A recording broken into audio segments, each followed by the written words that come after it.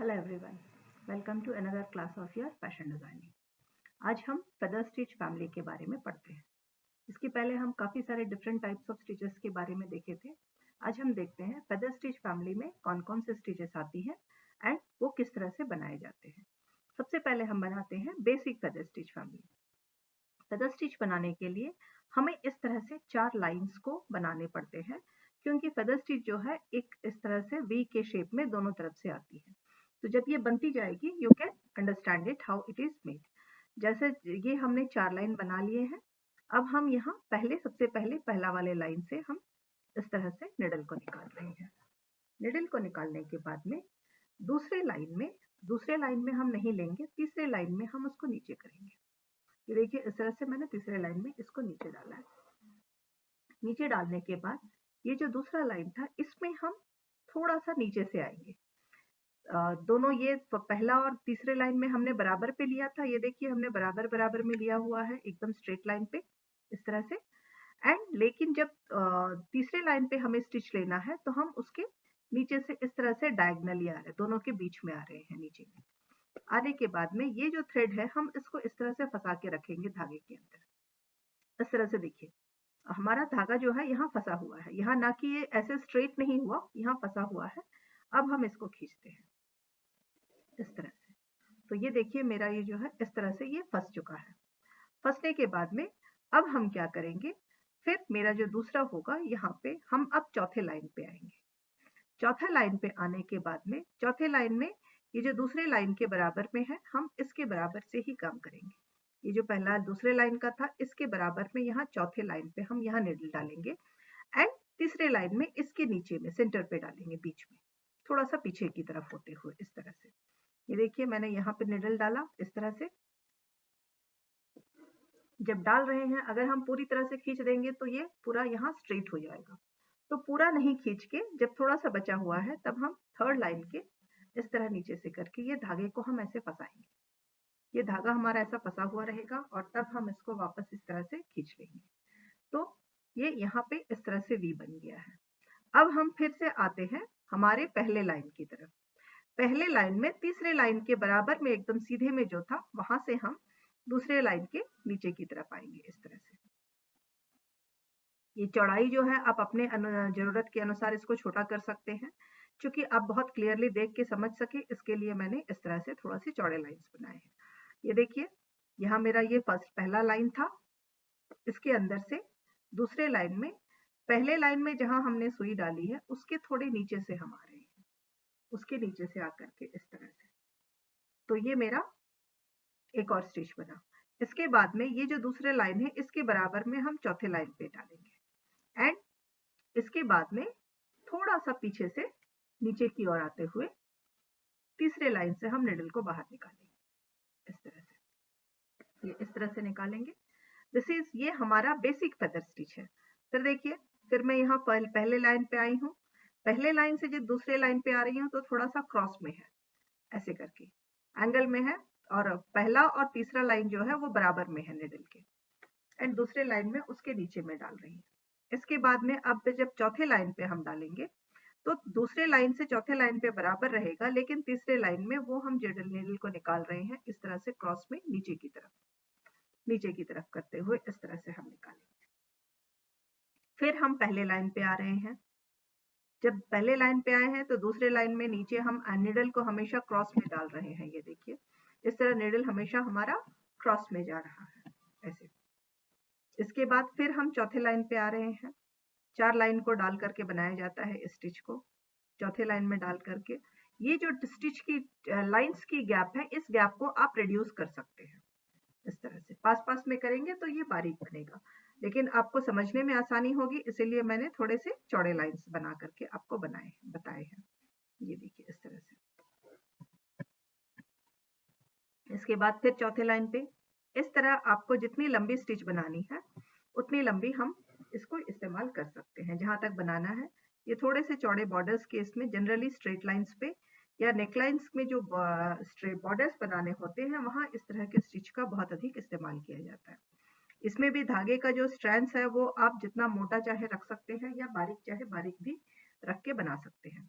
अगर आपकी स्टिच की चौड़ाई जो है वो कम है तो आप कम चौड़े वाले इसमें भी आप इसको बना सकते हैं। इस तरह से ये दोनों लाइंस पे जाएगी, एक बार राइट साइड में, एक बार लेफ्ट साइड में। इस तरह ये पूरी स्टिच को हमें जितनी लंबी चाहिए हम उतनी लंबी बना के इसको कंप्लीट करेंगे। So this is known as the basic feather stitch. और जहां हमें खत्म करना है वहां हम इस तरह से इसको बंद कर देंगे। तो इस तरह इसको हम यहाँ क्लोज करेंगे ताकि ये देखिए this is our basic feather stitch. यहाँ देखिए पूरे फेदर्स में जिस तरह से बनते हैं ये उस तरह से बन रही है। This is basic feather stitch. अब हम आते हैं क्लोज्ड फेदर स्टिच की तरफ। क्लोज फेदर स्टिच जब बनाना है, ये देखिए इस तरह से हम शुरू करेंगे। यहाँ पे इसको भी बनाते वक्त हम इस तरह से नीडल को लिए एंड ऊपर से इस तरह धागे को ऐसे रखते हुए, धागे को हमेशा इसमें फंसा के रखा जाता है। ये देखिए ये मेरा पहला स्टिच था जहां धागा इस तरह से फंसा हुआ है। अगला वाला जो स्टिच होगा वो यहां से इसकी तरफ आएगा इस तरह से, एंड धागा इस तरह से फंसा हुआ रहेगा इसके अंदर। ये देखिए इस तरह से धागा फंसा हुआ है। इसके बाद में जो स्टिच लेंगे फिर हम इस तरह से गोल करके यहां से, ये देखिए इस एंगल पे आ रहे हैं, ये हम इसको गोल ही रखते हैं इस तरह। तो इससे क्या होता है कि यहाँ पे हमारा एक लूप बनता जाएगा और उस लूप की वजह से ये जो चीज था हमारा, यहाँ देखिए इस तरह से लूप बनता है। ये जैसे जैसे लूप बनते जाएंगे हमारा स्टिच जो है उसी तरह एंगुलर वे में आता जाएगा। मैं एक बार आपको फिर से करके दिखा रही हूँ। यहाँ से लूप में है ये, इसके बाद में हम इस तरह से घुमा के इस तरह से हम इसको यहाँ लूप में लेंगे। ये देखिए अब हम ये फिर लूप में है, अब हम यहाँ से ये दूसरे लूप पे आएंगे।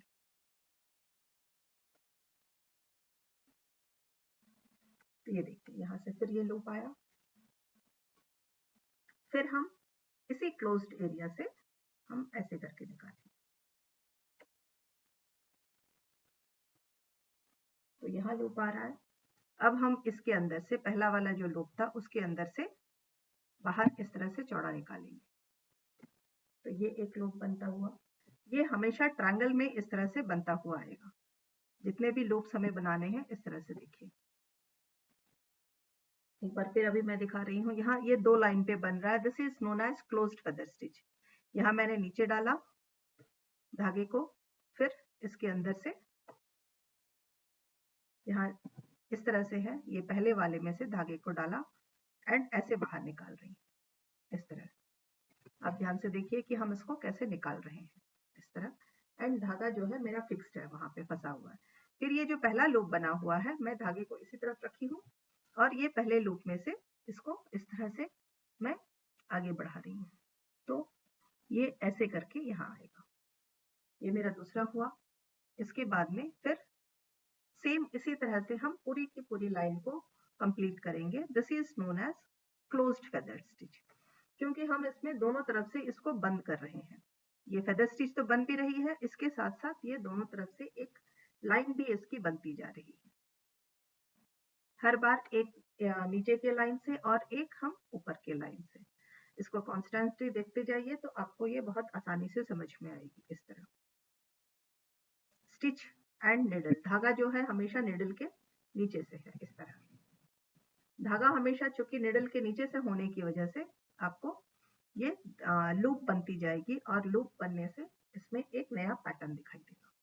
This is known as the closed feather stitch. आपको जितनी लंबी लाइन बनानी है आप उतनी लंबी लाइन इस तरह से बना सकते हैं, एक बार ऊपर की लाइन से और एक बार नीचे की लाइन से। इस तरह से देखिए, इस तरह ये आपकी पूरी क्लोज्ड फेदर स्टिच जो है वो कंप्लीट होती है। ध्यान रखना है कि धागा आपका हमेशा नीचे रहना चाहिए निडल के, ताकि लूप बहुत अच्छे तरीके से बन सके एंड आपका स्टिच कंप्लीट हो सके। इस तरह से आपको जितनी लंबी बनानी है बनाएंगे। इसके बाद में लास्ट में वहीं से आप नीचे उतारेंगे जहां आपका लास्ट लूप बना हुआ था। इस लूप के बनाने के बाद में अब हम आगे आते हैं फिश बोन स्टिच पे। इस तरह ये सारे स्टिचेस जो है करीब करीब एक ही जैसे होते हैं, इसीलिए इन्हें अलग अलग नामों से बुलाया जाता है। फिश बोन स्टिच हमेशा अधिकतर जो है ये जो फेदर स्टिच थे, ये दोनों स्टिचेस हम इसमें यूज करते हैं लाइंस बनाने में, स्ट्रेट लाइंस बनाने में। एंड फिलिंग करने के लिए फिश बोन स्टिच का इस्तेमाल किया जाता है। फिश बोन स्टिच ऊपर से हम बनाएंगे। ऊपर से बनाने के बाद इस तरह नीचे आते हुए एक इस बगल में जाएंगे। पहले राइट साइड में आएंगे। राइट साइड में आने के बाद में जब इसका हमको लेफ्ट साइड जाना है तो हम थोड़े से क्रॉस में इस तरह से लेफ्ट साइड में आएंगे। इसके बाद थोड़ा इस क्रॉस में फिर राइट साइड में आएंगे। मैं थोड़ा सा शुरू करके इसके बाद गैप्स में आपको दिखाऊंगी। ये देखिए यहाँ मैंने नीचे उतारा, इसके बाद अब मैं लेफ्ट साइड में आई, एक बार इधर आई। इसके बाद मैं फिर इसके ऊपर से ही इस तरह उसी लाइन में यहाँ नीचे इस तरह सेंटर वाले लाइन से दूसरी तरफ में आ रही हूँ। ये एकदम पास पास में बनाया जाता है ताकि देखने में बहुत खूबसूरत लगे। अगर बहुत पास पास में बनाऊंगी तो आप लोगों को दिखाई नहीं देगा, समझ में नहीं आएगा, इसीलिए वीडियो में समझने के लिए मैं आपको थोड़े से दूर दूर में बना के दिखा रही हूँ ताकि ये आपका इस तरह से बनेगा। इसमें लेकिन गैप नहीं होना चाहिए, मैं रिपीटेडली बता रही हूँ। इस तरह के स्टिचेस में गैप नहीं होता है। आप लोगों को दिखाने के लिए मैं गैप क्रिएट कर रही हूँ ताकि आप इसको अच्छे से समझ सको। इस तरह से एक बार राइट साइड, एक बार लेफ्ट साइड, एंड सेंटर में थोड़ा सा ये क्रॉस करेगा, ओवरलैप होगा। सेंटर की लाइन जो है ओवरलैप होगी। मैं एक बार फिर थोड़े से गैप्स में आपको दिखाती हूँ ताकि आप इसको अच्छे से समझ सको। This is known as fish bone stitch. इसे हम फिश बोन स्टिच के नाम से जानते हैं। मैं गैप्स दे रही हूँ, आपको गैप्स नहीं देने हैं। मैं गैप्स इसीलिए दे रही हूँ ताकि आप इसको समझ सको। एक बार राइट साइड, एक बार लेफ्ट साइड, बट सेंटर में थोड़ा सा ये जो स्टिच है ये ओवरलैप होता है। इस बात का ध्यान रखना है कि सेंटर में ये स्टिच जो है ओवरलैप होगी। इस तरह से देखिए, एक बार राइट से सेंटर से राइट की तरफ और एक बार सेंटर से लेफ्ट की तरफ, फिर एक बार सेंटर से राइट की तरफ, फिर सेंटर से लेफ्ट की तरफ। इस तरह राइट लेफ्ट करते हुए आप पास पास में बनाते हुए पूरे इस मोटिव को फिल करेंगे। इस तरह के मोटिव्स अधिकतर हमारे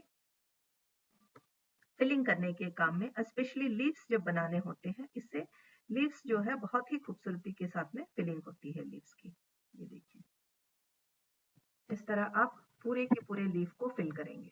पास पास में बनाते हुए पूरे की पूरी लीफ को फिल करेंगे। अगर ये पास पास में बनाएंगे और भी खूबसूरत बनेगी। This is known as fish bone stitch. इस वीडियो के लिए इतना ही। आप इन सब का प्रैक्टिस कीजिए। अगले वीडियो में हम इसके आगे के स्टिचेस के बारे में जानते हैं।